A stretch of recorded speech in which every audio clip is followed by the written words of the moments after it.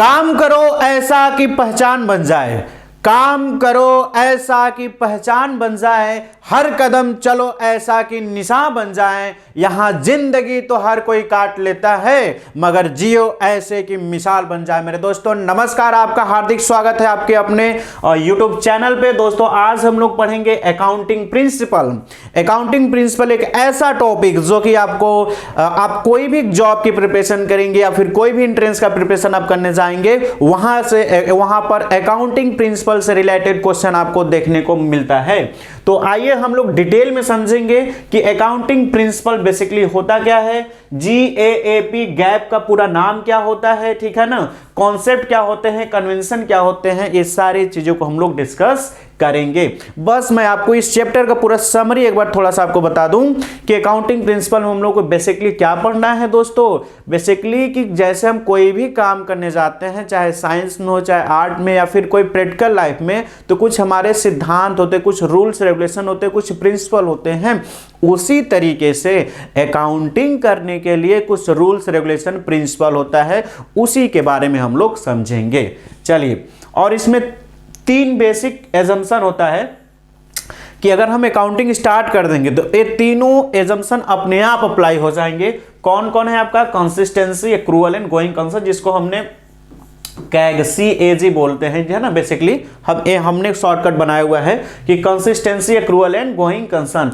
अगर आप business start कर दोगे तो ये आपका तीनों अपने आप अप्लाई हो जाएंगे। कंसिस्टेंसी क्या होता है, एक्रूअल क्या होता है, गोइंग कंसर्न क्या होता है, अभी आगे हम लोग एक एक सबका डिस्कस करेंगे।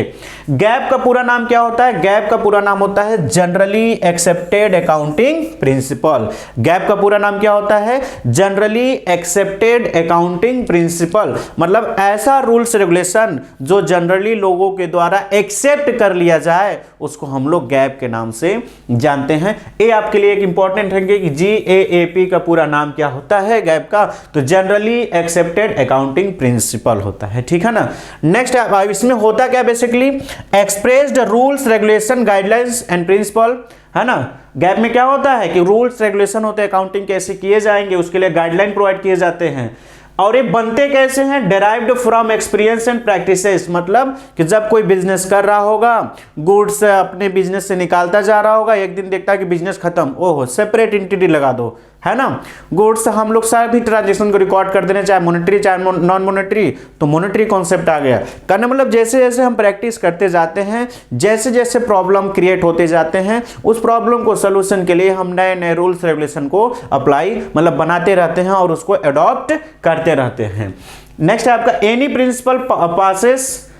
Principal passes all the feature and they are the accepted by then they are known as accounting principle. अब यहां पे बता रहा है कि अगर कोई भी रूल्स रेगुलेशन बनाते हैं, नीचे कुछ नाम दिए गए हैं, अगर वो लोग इसको पास कर देते हैं कि हाँ इसमें जितनी सारी बातें लिखी गई है सही है, ये वैलिड है, ये अप्लाई कर सकते हैं प्रैक्टिकल लाइफ में, तो हम लोग उसको जनरली किस नाम से जानते हैं? अकाउंटिंग प्रिंसिपल के नाम से जानते हैं। इसमें कौन कौन लोग हैं जो उसको अगर के पास करते हैं, तो जिनके पॉइंट को हम लोग वैलिड मानते हैं, जिनके पॉइंट को हम लोग कंसीडर करते हैं, वह है जैसे ऑल प्रोफेशनल अकाउंटेंट।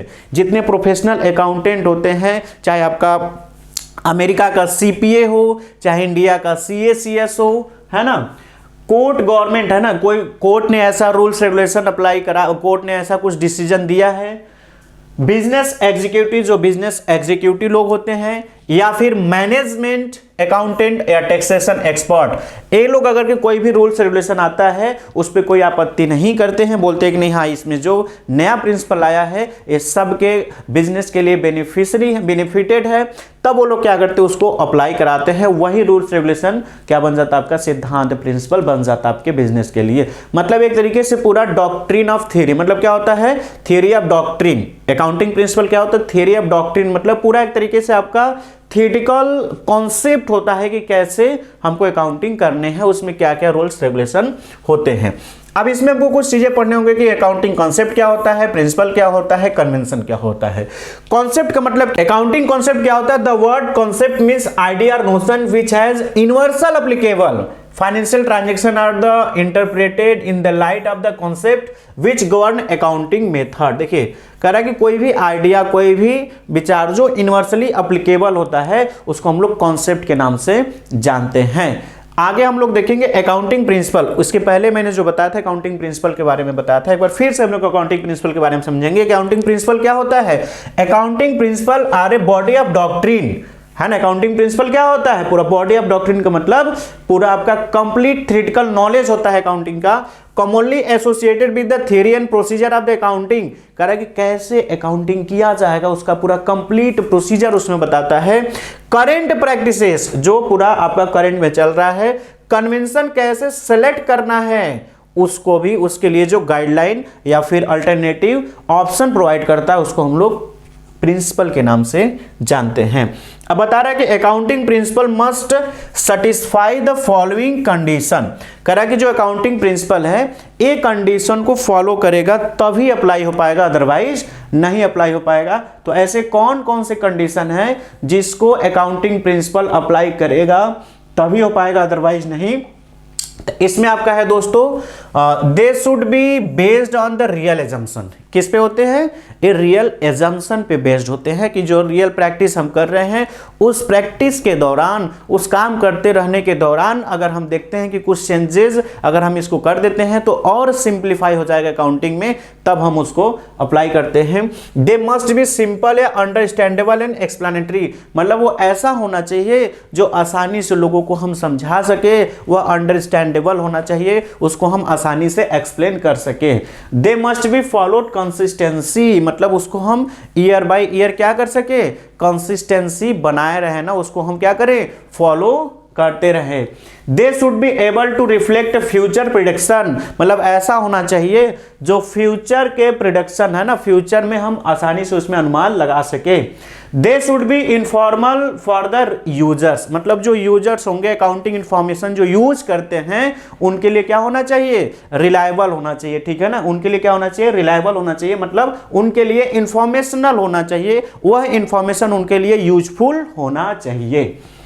अब कह रहा है अकाउंटिंग प्रिंसिपल के फीचर्स क्या होते हैं, तो अकाउंटिंग प्रिंसिपल क्या का फीचर्स क्या है? Accounting principle are not static, मतलब वो क्या होता है, फ्लेक्सिबल होता है, डायनामिक होता है। अकाउंटिंग प्रिंसिपल क्या होता है, डायनामिक होता है, फ्लेक्सिबल होता है, मतलब उसमें सिचुएशन के हिसाब से हम चेंजेस कर सकते हैं। Accounting principle are the man made, मतलब ऐसा नहीं कि कोई गॉड गिफ्टेड है, ऐसा नहीं होता। क्या होता है, मैन मेड होता है। अकाउंटिंग प्रिंसिपल क्या होता है, मैन, मतलब कि जो अकाउंटिंग के एरिया में एक्सपर्ट लोग होते हैं वही लोग इसको फ्रेम करते हैं, वही लोग इसको बनाते हैं।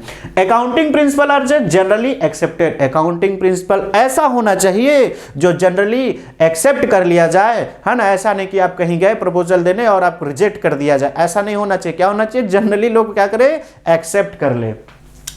और बता रहा है वह रेलेवेंस होना चाहिए, ऑब्जेक्टिविटी होना चाहिए और फिजिबल होना चाहिए। रेलेवेंस मतलब इंपॉर्टेंट होना चाहिए, ऑब्जेक्टिविटी मतलब जो हमारा ऑब्जेक्टिव उसको फुलफिल करता हो, और फिजिबल मतलब आसानी से उसको हम समझा सके, उसको एक्सप्लेन कर सके, ठीक है ना।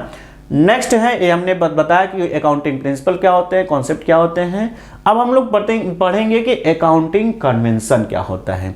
अकाउंटिंग कन्वेंशन समझाने के लिए मैं आपको एक कहानी बता रहा हूं, इसका मतलब क्या होता है अकाउंटिंग कन्वेंशन।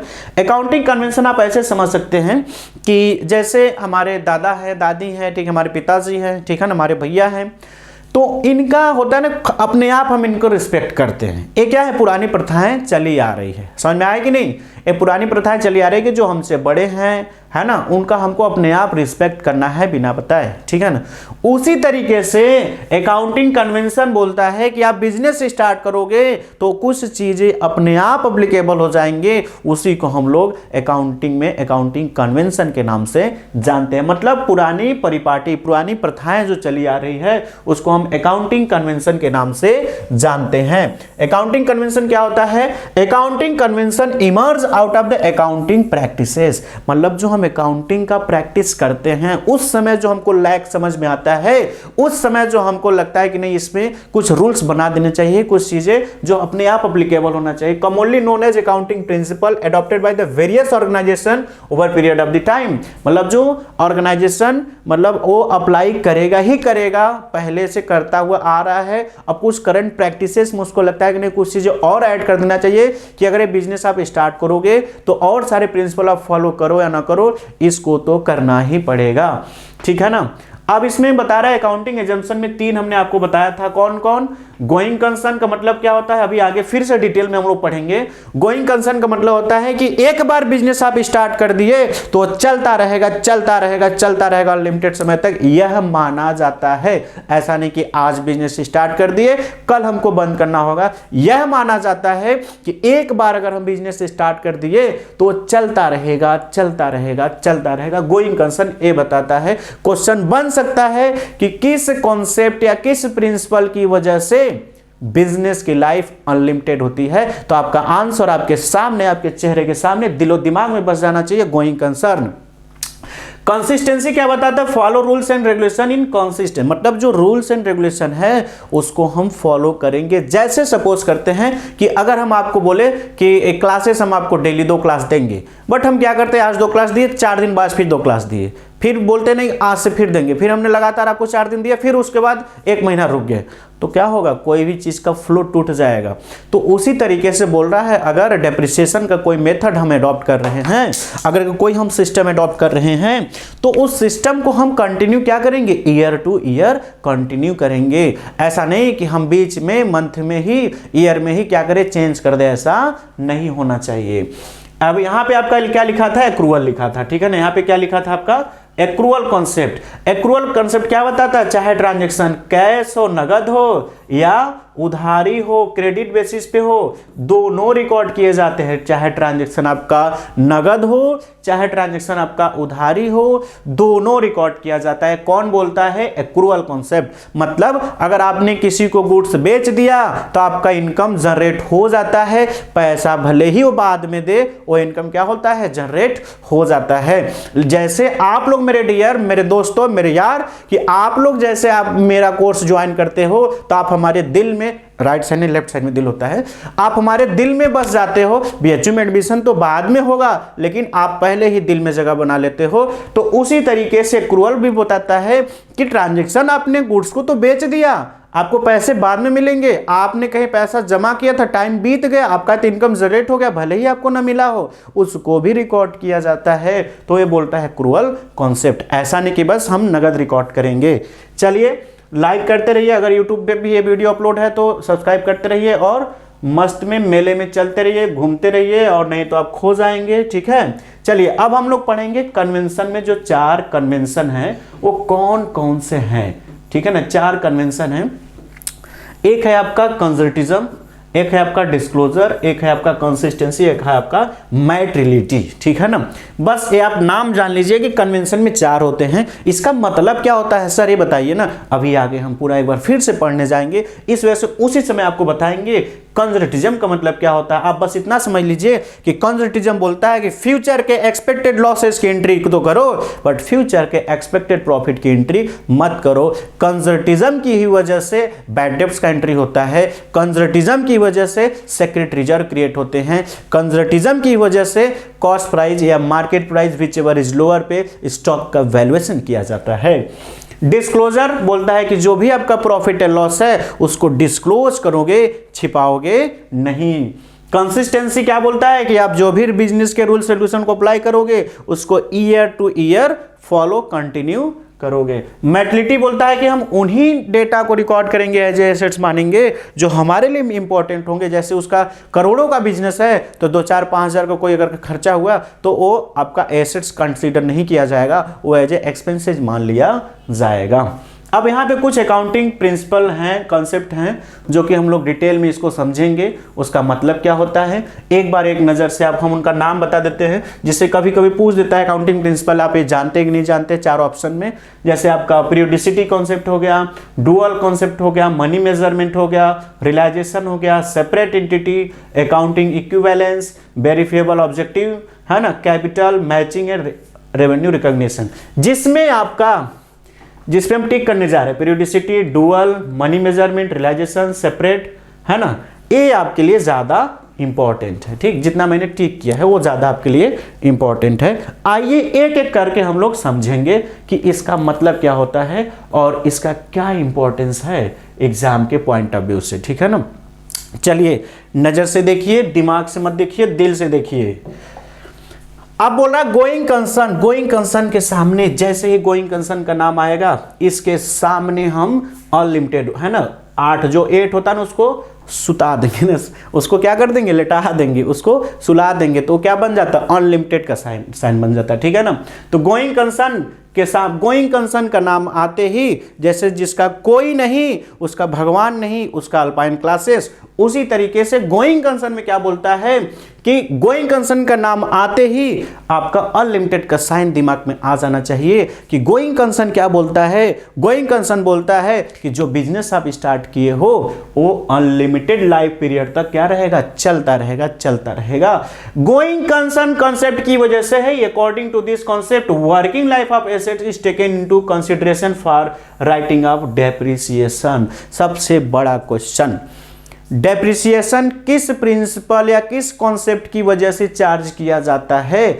तो डेप्रिसिएशन आपका गोइंग कंसर्न की वजह से चार्ज किया जाता है। ठीक है ना, चलिए एक्रूअल कॉन्सेप्ट क्या बोलता है, एक्रूअल कॉन्सेप्ट को हम लोग मर्केंटाइल कॉन्सेप्ट के नाम से भी जानते हैं ना, मर्केंटाइल कॉन्सेप्ट के नाम से भी जानते हैं। ठीक है ना, तो इसमें क्या होता है, cash and credit both types of transactions are recorded करा है, चाहे ट्रांजेक्शन नगद चाहे ट्रांजेक्शन उधारी उस पर्टिकुलर पीरियड में हुए हैं तो आपको रिकॉर्ड करना पड़ेगा, तभी सही प्रॉफिट एंड लॉस आएगा, अदरवाइज नहीं आएगा।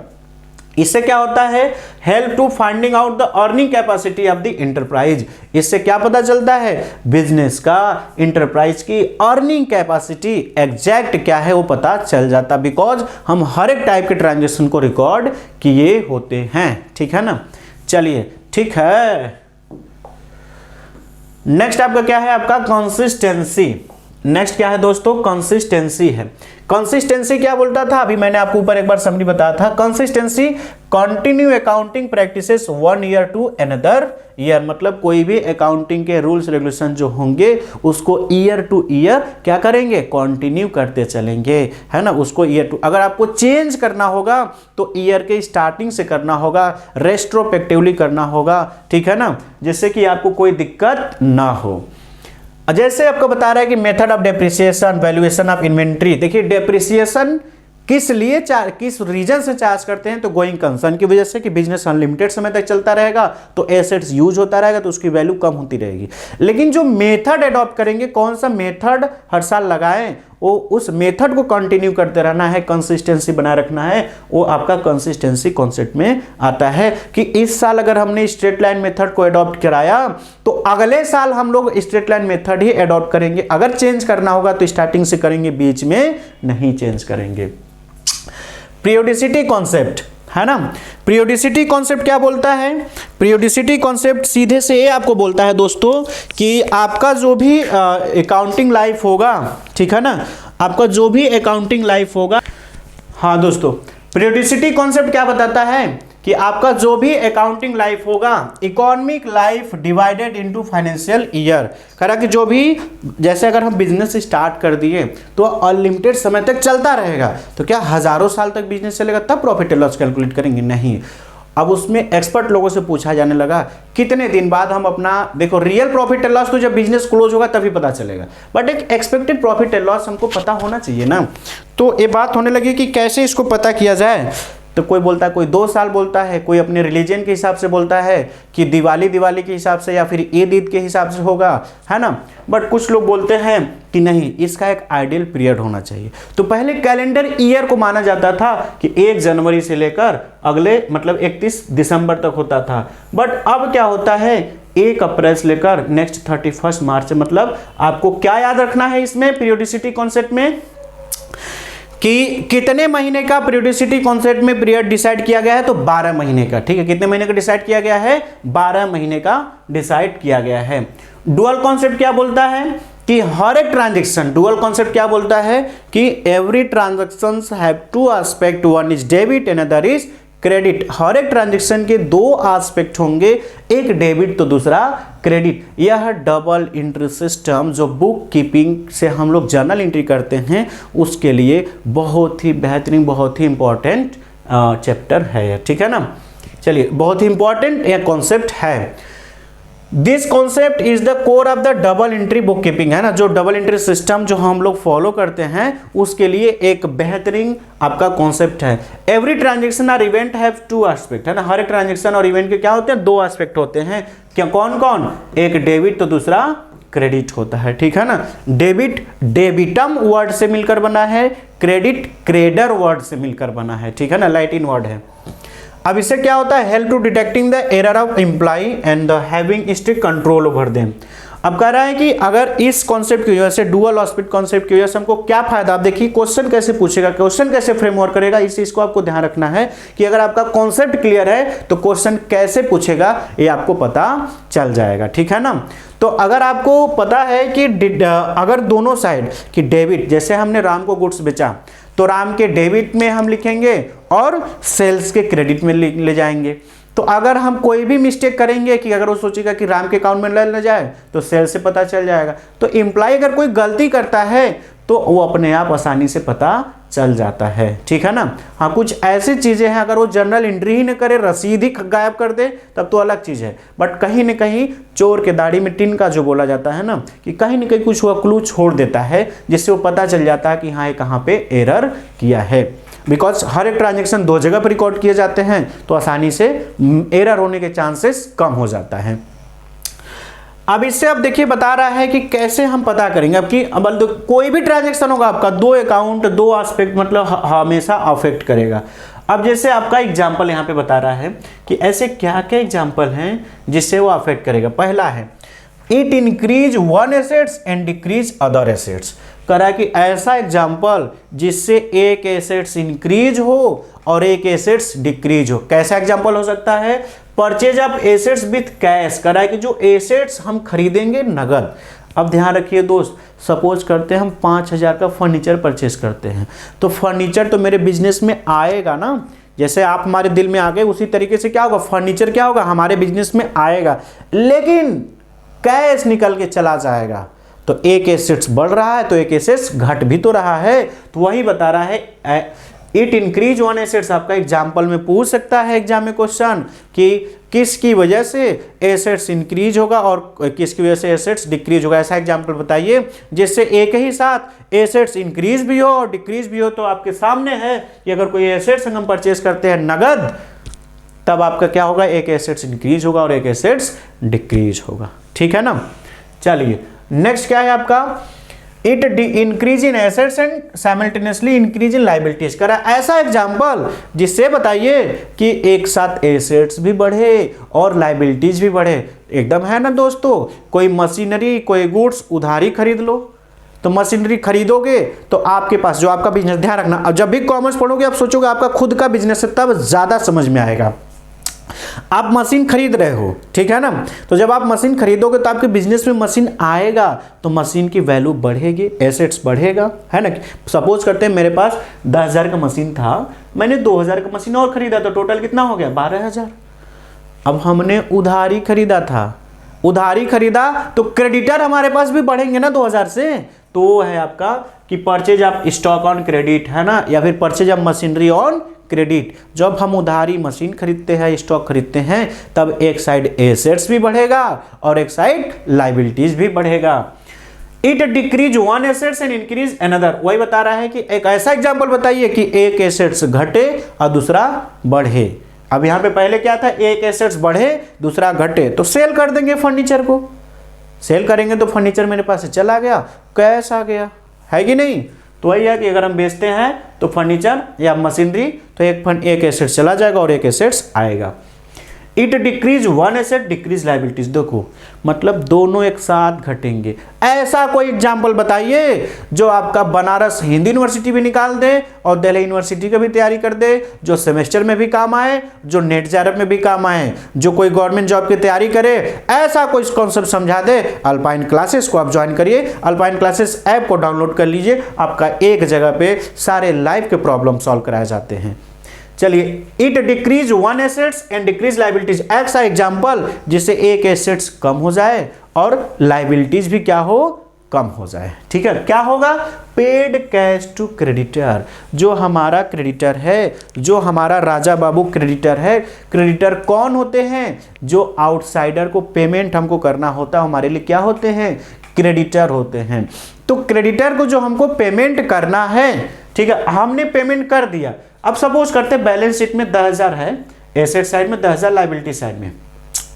अब हमने 2,000 रुपए क्रेडिटर को पेमेंट किया, तो लाइबिलिटीज आपका 10,000 से 8,000 हो जाएगा और आपके पास से कैश भी तो 2,000 जाएगा, तो ये भी तो 10,000 से 8,000 बचेगा एसेट्स। तो दोनों एक साथ में एसेट्स और एक साथ में लाइबिलिटीज घटेंगे।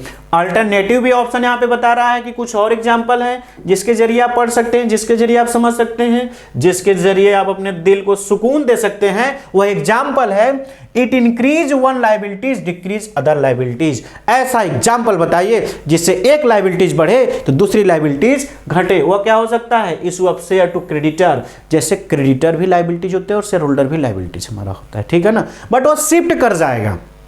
जैसे आप हमारे क्रेडिटर हो, हम शेयर होल्डर हैं, तो हम क्या करेंगे, जो हमारी कंपनी, जैसे सपोज करते हैं कंपनी है, कंपनी के पास 5,000 का शेयर है और 5,000 का क्रेडिटर है।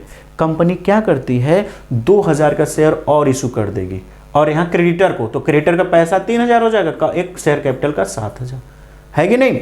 मतलब एक लाइबिलिटीज कम होगा तो दूसरी लाइबिलिटीज बढ़ेगा। तो ये एग्जांपल था।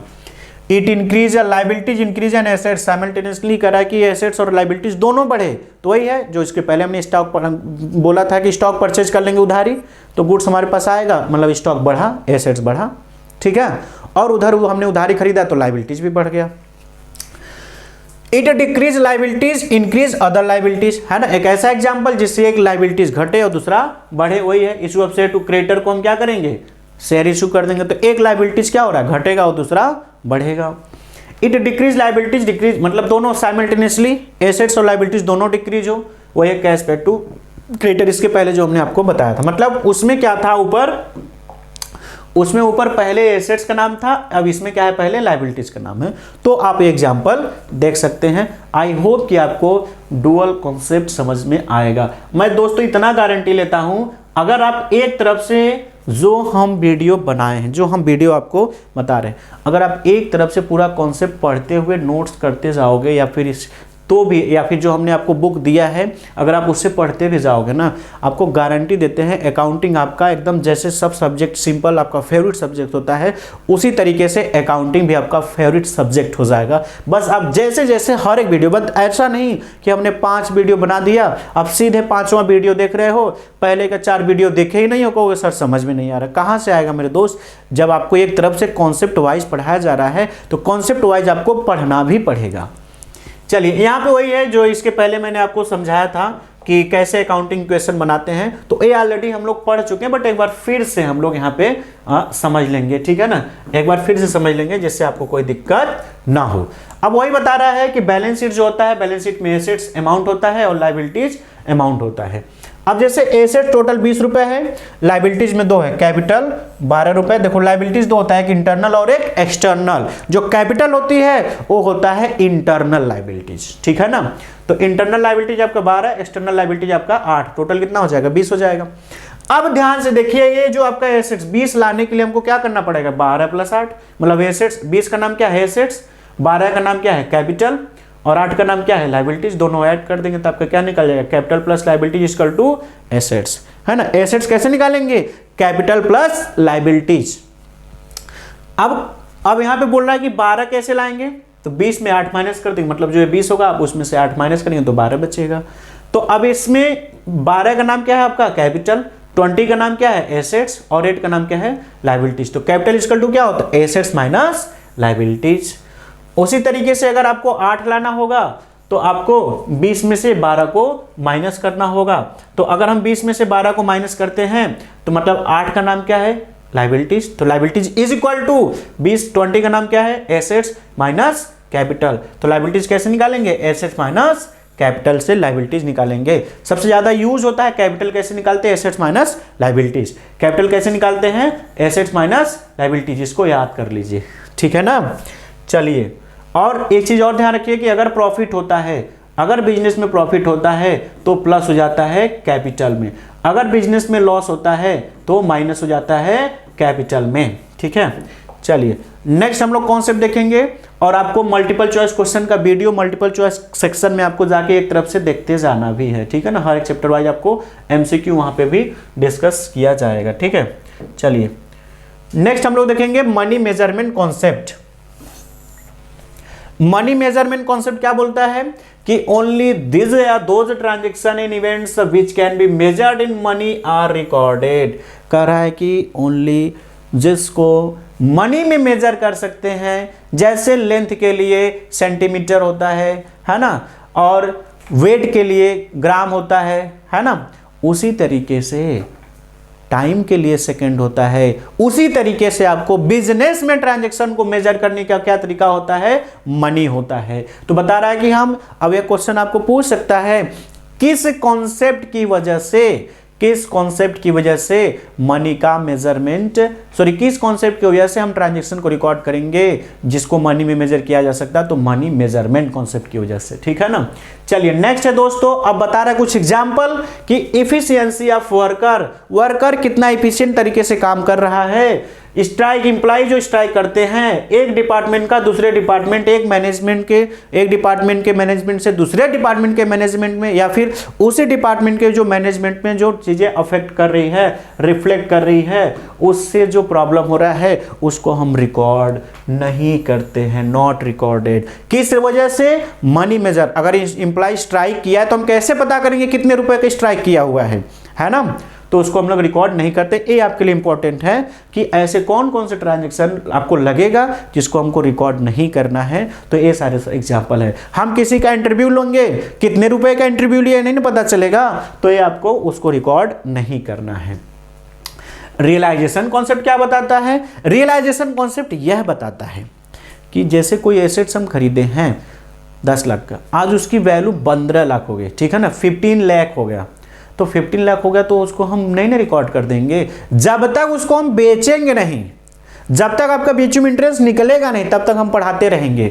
तो उसी तरीके से जब तक अगर उसको हम सेल करके रियलाइज करके पैसे रिसीव नहीं कर लेते तब तक हम उसको रिकॉर्ड नहीं करेंगे। तो any change in value of assets is to be recorded only when the business realize it। कह रहा है कि कोई भी बिजनेस के ट्रांजैक्शन को हम तब तक नहीं रिकॉर्ड करेंगे जब तक उसको हम रियलाइज ना कर ले, ठीक है। चलिए नेक्स्ट है आपका दोस्तों सेपरेट एंटिटी कॉन्सेप्ट।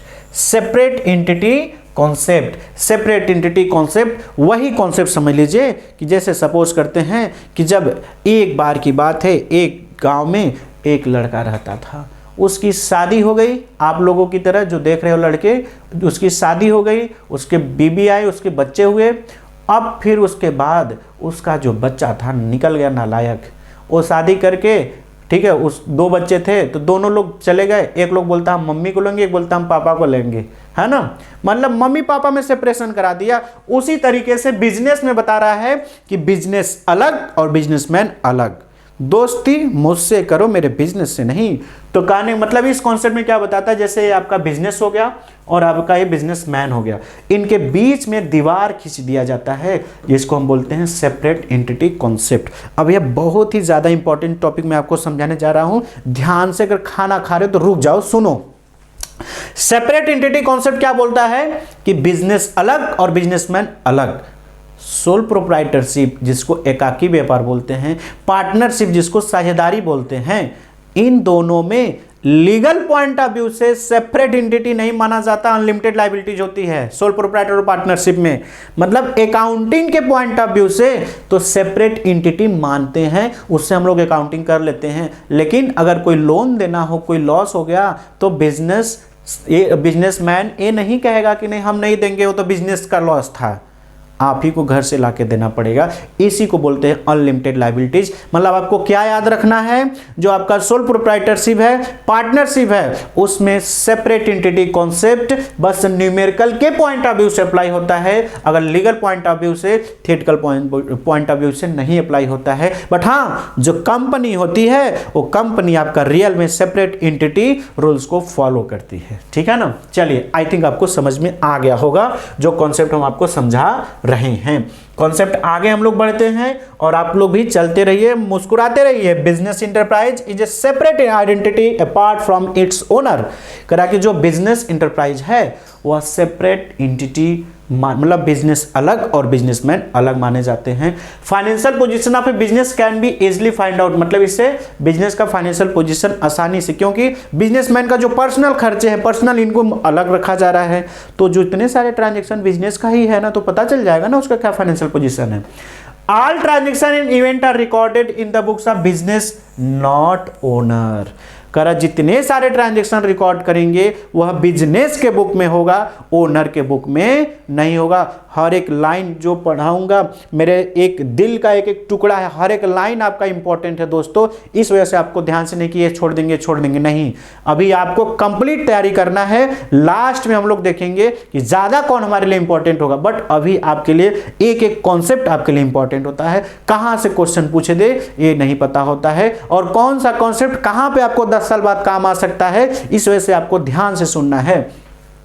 तो all transaction and event are recorded in the books of business not owner. जितने सारे ट्रांजैक्शन रिकॉर्ड करते हैं बिजनेस का, बिजनेस के अकाउंट में होगा, ओनर मालिक के अकाउंट में नहीं होगा। अल्टीमेटली उसका जो भी प्रॉफिट एंड लॉस होगा मालिक ही लेगा, बट रिकॉर्ड करते हैं सेपरेट मान के, अलग मान के।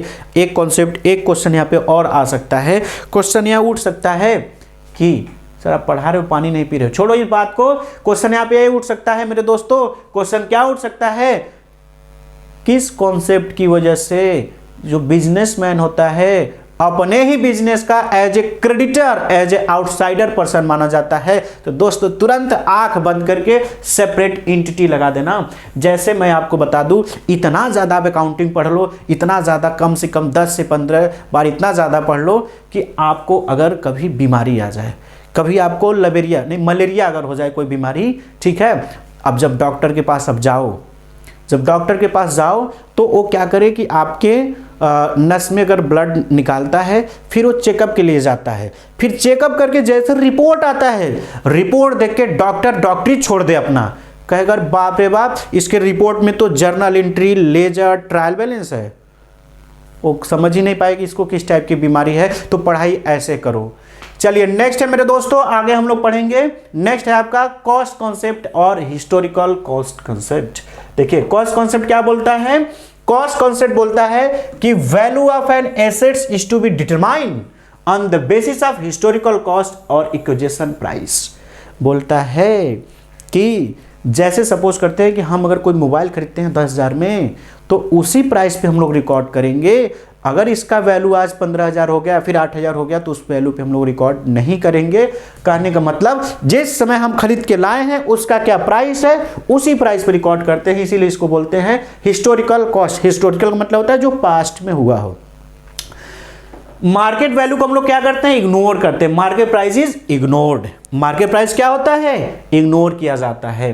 Balance sheet indicate financial position on cost and expired cost. मतलब बैलेंस शीट में जो भी डेटा दिखाते हैं कॉस्ट बेसिस पे दिखाते हैं। हाँ, अगर उस पे डेप्रिसिएशन वगैरह लगा है तो डेप्रिसिएशन को माइनस करते जाएंगे, बट उसका जो अमाउंट होगा ओरिजिनल कॉस्ट पे ही दिखाया जाता है। क्वेश्चन यहाँ पे पूछ सकता है कि मार्केट प्राइस किस कॉन्सेप्ट में इग्नोर किया जाता है, तो कॉस्ट कॉन्सेप्ट में इग्नोर किया जाता है।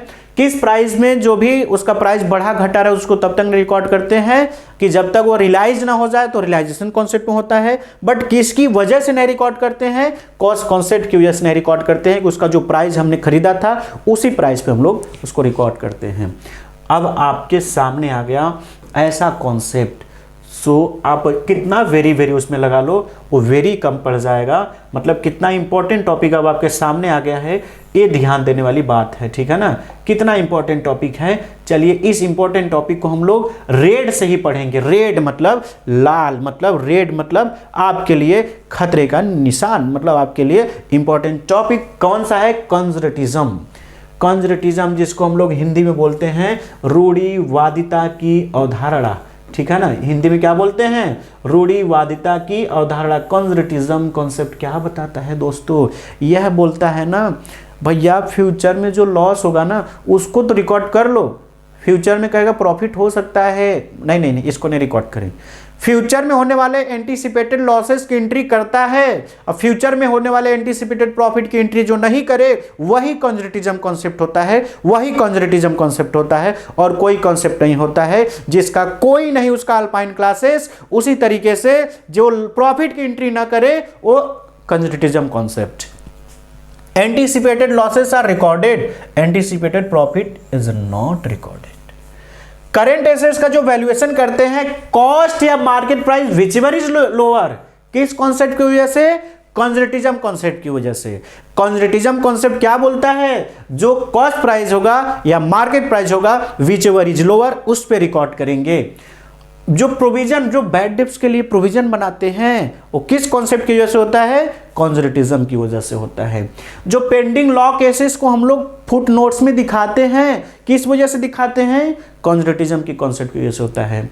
एलआईसी को जो हम सरेंडर वैल्यू पे जो अगर के हम उसको एक्सपायर नहीं हुआ है फिर भी अगर उससे पैसा लेते हैं तो सरेंडर वैल्यू पे दिखाते हैं। जैसे बोलते हैं कि एलआईसी से पैसा 10 लाख मिलेगा बट सरेंडर वैल्यू उसका 2 लाख है तो उसी 2 लाख पे दिखाते हैं। बोलता 8 लाख मत दिखाओ, किस वजह से?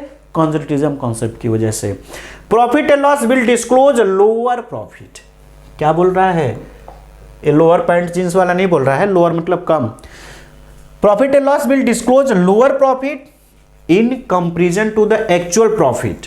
बैलेंस शीट विल डिस्क्लोज कर रहा है ना कि जो उसका एक्चुअल प्रॉफिट होगा ना, कहीं जो बुक में दिखा रहा है ना उससे बेटर उसका एक्चुअल प्रॉफिट होगा। बिकॉज एक सिंपल एग्जाम्पल आपको हम समझा रहे हैं कि आपका इनकम 10 लाख है और खर्चे 8 लाख है, प्रॉफिट कितना होता है? 2 लाख होता है। खर्चे तो आप 10 लाख दिखा दिए, सॉरी इनकम, खर्चे को आप 9 लाख दिखा रहे हो, प्रॉफिट कितना होगा? 1 लाख। बुक में तो दिख रहा है 1 लाख लेकिन एक्चुअल प्रॉफिट आपका कितना है? 2 लाख है ना। वही बता रहा है बिकॉज आपने खर्चे ज़्यादा दिखा दिए हैं, इससे प्रॉफिट मेरा दब गया, कम हो गया। वही बता रहा है कि जो प्रॉफिट लॉस डिस्क्लोज मतलब आपके सामने डिस्क्लोज कर दे, डिस्को डांसर वाला नहीं, डिस्क्लोज मतलब दिखाएं, तो वो प्रॉफिट कम दिखेगा जो आपके पास एक्चुअल प्रॉफिट है। जो बैलेंस शीट में प्रॉफिट दिख रहा है ना कम दिख रहा है, एक्चुअल से कंपैरिजन में कम है। Under statement of the assets मतलब एसेट्स का वैल्यूएशन कम हो जाता है और लायबिलिटीज का वैल्यूएशन ज्यादा हो जाता है, क्योंकि बर्डन आप शिफ्ट ज्यादा दिखा रहे हो, लायबिलिटी ज्यादा दिखा रहे हो, खर्चे ज्यादा दिखा रहे हो, ठीक है ना, और एसेट्स को कम करते जा रहे हो। Effect will result in creation of the secret reserve. अब क्वेश्चन उठ सकता है, सेक्रेट रिजर्व गुप्त संचय किसे बोलते हैं? सेक्रेट रिजर्व किसको बोलते हैं? यह आपको ध्यान रखना है। तो सेक्रेट रिजर्व यही जो हमने आपको एक सिंपल सा एग्जांपल बताया, एक छोटा सा एग्जांपल। ऐसे आप दूसरा चीज कर सकते हो, खर्चे तो 8 रुपए ही दिखाओ, इनकम को 9 दिखा दो, प्रॉफिट अपने आप 1 दिखेगा। तो सेक्रेट रिजर्व कैसे बनता है? इनकम को कम दिखाओ, खर्चे को बढ़ा दो, इनकम को कम दिखाओ, खर्चे को बढ़ा दो, एसेट्स को कम दिखाओ, लायबिलिटीज को बढ़ा दो, इससे बन जाता है सेक्रेट रिजर्व। फिर से खर्चे को बढ़ा दो, इनकम को कम कर दो, खर्चे बढ़ा दो, इनकम को कम कर दो, एसेट्स कम करो, लायबिलिटीज ज्यादा करो, सेक्रेट रिजर्व क्रिएट करो। ठीक है, चलिए नेक्स्ट आगे दोस्तों देखेंगे जिसका नाम है डिस्क्लोजर कन्वेंशन। आज हम सब कुछ डिस्क्लोज कर देंगे आपके सामने, आपके नजर के सामने, आपके दिल के पास, और डिस्क्लोज करके दिखा देंगे कि अल्पाइन क्लासेस क्या चीज है। डिस्क्लोजर कॉन्सेप्ट मतलब क्या होता है मेरे दोस्तों? Disclose all material information. जो इंपॉर्टेंट डेटा है ना सब का सब चिट्ठा ओपन करके सबके सामने बैलेंस शीट। इसी वजह से तो हम क्या करते हैं, टाटा कंपनी कितना प्रॉफिट कमाई क्वार्टरली, रिलायंस वाले कितना धनी होते जा रहे हैं, अडानी कैसे पहले नंबर पे आ गया, हम कैसे पता करते हैं? उनको अकाउंटिंग स्टैंडर्ड 1 के अकॉर्डिंग अपने फाइनेंशियल पोजीशन को, अपने बैलेंस शीट को डिस्क्लोज करना पड़ता है, दिखाना पड़ता है लोगों को। तो यही बता रहा डिस्क्लोजर कन्वेंशन, जो important data, material information, important data को डिस्क्लोज करेंगे। जो लायबिलिटीज हम लोग कॉन्टिजेंट, अब एक चीज बड़ा इंपॉर्टेंट चीज है, जो कॉन्टिजेंट लायबिलिटीज होते हैं ना, ऐसे लायबिलिटीज है ना, ऐसे लायबिलिटीज जो अभी तो नहीं है फ्यूचर में बन सकते हैं, उसी को बोलते हैं कॉन्टिजेंट लायबिलिटीज। जैसे अगर हमने आपको बोल दिया कि जो हमारा वीडियो देख रहा है बच्चा, उसको पैसे दे दो, आप निकल गए नालायक, पैसे नहीं दिए, तो जब आप पैसे नहीं दोगे तो हमारे ऊपर बर्डन शिफ्ट आ जाएगा, जिससे हम पैसे दिलवाएं आपको। तो हमारी लायबिलिटीज कब क्रिएट होगी? जब आप फेल कर जाओगे।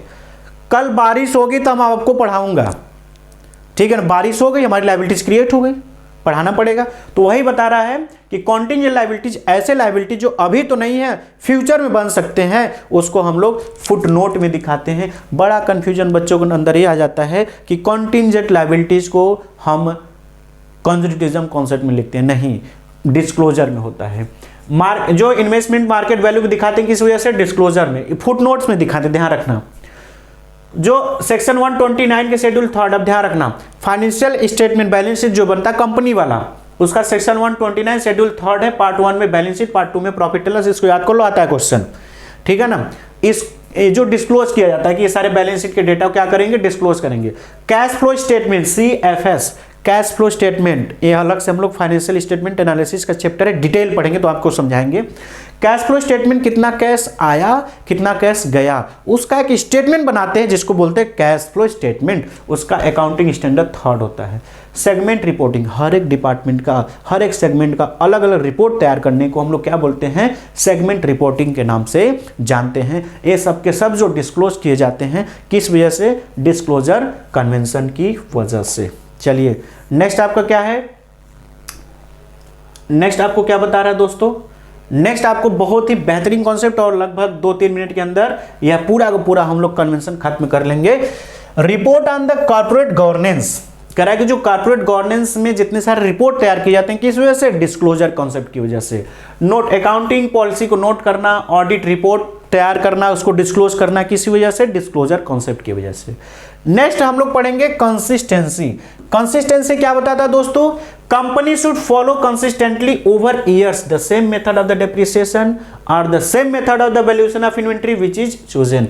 कह रहा है जिस मेथड को अगर हम सेलेक्ट कर लेते हैं उसको ईयर टू ईयर कंटिन्यू करेंगे, ठीक है ना। अगर आपको चेंज करना होगा तो स्टार्टिंग से करोगे, नहीं तो बीच में नहीं करेंगे। किस वजह से? कंसिस्टेंसी। 3 बार मैंने आपको ये बताया कॉन्सेप्ट। मैटलिटिव क्या बोलता है? All the items having significant economic effect on the business of the enterprise should be disclose in the finance. मतलब कह रहा है कि ऐसा कोई भी इंफॉर्मेशन जो इंपॉर्टेंट लगता है उसको आपको डिस्क्लोज करना पड़ेगा, जो भी इंपॉर्टेंट डेटा होंगे। मैचिंग कॉन्सेप्ट क्या बताता है? मैचिंग कॉन्सेप्ट की वजह से ही मेरा प्रॉफिट और लॉस कैलकुलेट होता है। पता है कैसे? कि डेबिट साइड का आपका अगर खर्च आता है 10 लाख और क्रेडिट का आपका खर्च इनकम आता है 12 लाख, तो 2 लाख जो मैच कराने के, दोनों साइड के डेटा को इक्वल करने के लिए जो मैच कराते, या तो प्रॉफिट आ गया तो लॉस। खर्चे ज्यादा है, इनकम कम तो लॉस, इनकम ज्यादा है, खर्चे कम तो प्रॉफिट, ठीक है ना। तो वही बता रहा है कि हम मैच कराने की वजह से, मैचिंग कॉन्सेप्ट, मतलब मैचिंग कॉन्सेप्ट की वजह से ही प्रॉफिट एंड लॉस पता चलता है, ठीक है ना। Concept of effect of the accounting accomplishment expenses match with the, मतलब जो जितना उसका रेवेन्यू होगा उतना आपका एक्सपेंसेस भी होना चाहिए। अकाउंटिंग इक्विवेलेंस का मतलब होता है कि जितना आपका एसेट्स होगा, प्योर एसेट्स, नेट एसेट्स, वो इक्विटी के बराबर होना चाहिए। मतलब जितना आपका कैपिटल है उतना आपका नेट एसेट्स होना चाहिए। किस कॉन्सेप्ट की वजह से? Accounting equivalence. नए 2-3 कॉन्सेप्ट आए हैं जो कि आपके बहुत इंपॉर्टेंट है, बट जानना जरूरी है। वेरीफिएबल ऑब्जेक्टिव एविडेंस क्या बोलता है? कि जो ट्रांजेक्शन का वेरीफाई, जिसका वाउचर्स हो या डॉक्यूमेंट्स हो, उन्हीं ट्रांजेक्शन को बस रिकॉर्ड करेंगे। किस कॉन्सेप्ट की वजह से? वेरीफिएबल ऑब्जेक्टिव एविडेंस कॉन्सेप्ट की वजह से, है ना। उन्हीं ट्रांजेक्शन को रिकॉर्ड करेंगे जो इसको हम वेरीफाई कर सके कि नहीं ये सही है, जरूरत पड़ने पर उसका हम प्रूफ दिखा सके। कैपिटल कॉन्सेप्ट क्या बताता है? ये अर्निंग कैपिटल की कितना हमने कैपिटल लगाया था तो कितना हमको इनकम हुआ, वो परसेंटेज वगैरह हम आसानी से पता कर सकते हैं। तो ये आपका टोटल डिटेल रहा एक वीडियो में, आपका पूरा का पूरा अकाउंटिंग प्रिंसिपल, कॉन्सेप्ट, कन्वेंशन क्या होते हैं। दोस्तों अगर ये वीडियो आपके दिल तक टच कर गया, इसको जरूर आप शेयर करिएगा, जरूर स्टेटस लगाइएगा, ज्यादा से ज्यादा कॉमर्स के बच्चों में शेयर करिए। दोस्तों हमारे यहाँ पेड कोर्सेज के साथ साथ बहुत सारी चीजें फ्री में भी अवेलेबल है। आपको करना क्या होगा, अल्पाइन क्लासेस ऐप को डाउनलोड करना होगा। ऐप को जाइए जल्दी से प्ले स्टोर में से डाउनलोड करिए और वहां पे स्टोर सेक्शन में जब जाएंगे, अल्पाइन क्लासेस के स्टोर सेक्शन में जब जाएंगे, वहां पे आपको पूरा कोर्सेज दिख जाएगा। आप हमको कॉल करिए और हम आपको पूरा समझा देंगे। देंगे क्या दोस्तों, आप घर पूरे ऑल ओवर इंडिया, पूरे वर्ल्ड में आप कहीं पे भी रहोगे, आपको बुक आपके घर तक जाएगी। उसके साथ साथ आपको 1000 रुपए का टेस्ट सीरीज उसी में इंक्लूड होगा। पूरा कंप्लीट वीडियो लेक्चर होगा।